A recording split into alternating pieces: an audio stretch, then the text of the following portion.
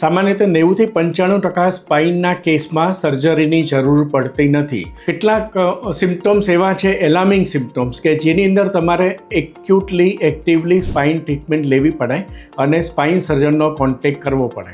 હું તમને આજે એવા કેટલાક સિમ્ટમ્સ કહીશ છે એલાર્મિંગ છે. હાય, હું doctor Tushar Shah, senior minimally invasive and endoscopic spine surgeon at the Shelby hospital, Ahmedabad. સ્પાઇનમાં કેટલાક એવા સિમ્ટમ્સ છે કે જેમાં તમારે ઇમિડિયેટલી સ્પાઇન સર્જનનો કોન્ટેક્ટ કરવો જોઈએ. પેશન્ટને ચાલવામાં સડનલી તકલીફ થવી, ફૂટ ડ્રોપ થવો, લિમ્પિંગ સાથે ચાલવું, સિવિયર પેઇન કે જે રાત્રે સૂવા પણ ન દે અને ડે ટુ ડે એક્ટિવિટી પણ કરવા ન દે, યુરિન અને સ્ટૂલનો કંટ્રોલ જતો રહેવો. આ બધા સિમ્ટમ્સ છે કે જેમાં તમારે ઇમિડિયેટલી સ્પાઇન સર્જનનો કોન્ટેક્ટ કરવો પડે અને ઇન્ટરવેન્શનની તરત જરૂર પડી શકે. આ ધ્યાન ન દીધું આ સિમ્ટમ્સમાં તો કાયમી પેરાલિસિસ રહી શકે, સેન્સેશન જઈ શકે, યુરિન અને સ્ટૂલનો કંટ્રોલ જઈ શકે અને જે પછી કોઈ પણ ટ્રીટમેન્ટથી પાછા આવવાની શક્યતા નથી રહી. આ સિમ્ટમ્સ આવ્યા તો ઇમિડિયેટલી સ્પાઇન સર્જનનો કોન્ટેક્ટ કરી અને MRI વગેરે ઇન્વેસ્ટિગેશન કરાવી, પ્રોપર ડાયગ્નોસિસ કરી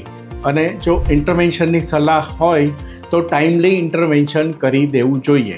તો એના રિઝલ્ટ એક્સેલન્ટ છે. આવા કંઈ પણ સિમ્ટમ્સ હોય તો આપ શેલ્બી હોસ્પિટલમાં, જ્યાં અહીંયા state of art spine department છે, સ્પાઇન સર્જન્સની ટીમ છે, સ્પાઇનને લગતા લેટેસ્ટ ઇન્સ્ટ્રુમેન્ટ્સ છે, ત્યાં કોન્ટેક્ટ કરી શકો છો.